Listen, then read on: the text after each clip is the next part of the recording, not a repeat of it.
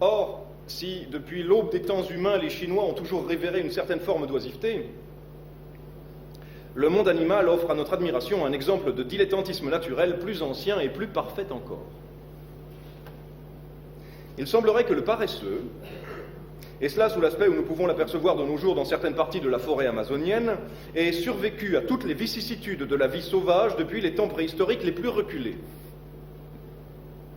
Constatation qui paraîtrait infirmer de manière décisive la sacro-sainte théorie du struggle for life.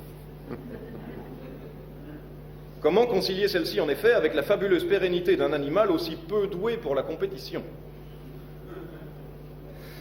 Il n'est d'ailleurs sans doute pas fortuit que ce soit précisément un chercheur américain, J.K. Somerville, qui ait consacré près de 15 ans de sa vie à guetter au sein de son milieu naturel les rares évolutions de cet insouciant réfractaire.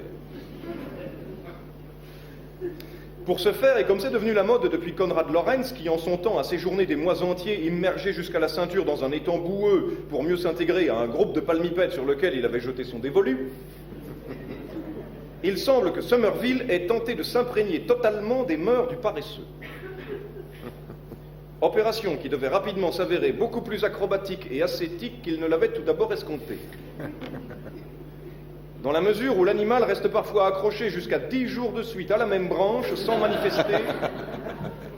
manifester la moindre velléité de changer de position. À dormir ou à méditer ? Cela reste incertain et les conclusions de J.K. ne sont pas formelles sur ce point. Puis il n'en descend que sous l'empire de l'extrême nécessité, la faim et la défécation. Pendant la petite et la grosse commission, assure J.K., il ferme les yeux avec une expression que nous oserions qualifier de plaisir tranquille.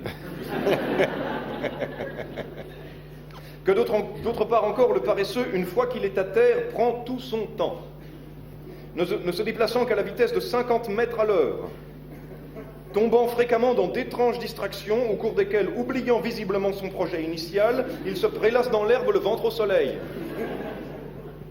dormant ou méditant de nouveau, plus ou moins indéfiniment. Dans l'eau, le paresseux se montre plus à l'aise encore.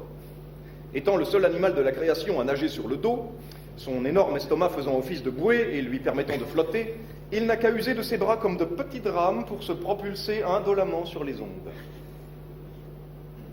Enfin, et nous touchons là au côté sublime des observations opérées sur cet animal, à considérer les photos prises par Somerville, il apparaît que le paresseux, au cours des nonchalantes allées et venues ou méditations somnolentes qui composent ses habitudes, ne se départe jamais d'un sourire que nous ne pouvons décrire autrement que comme l'expression d'une complète béatitude.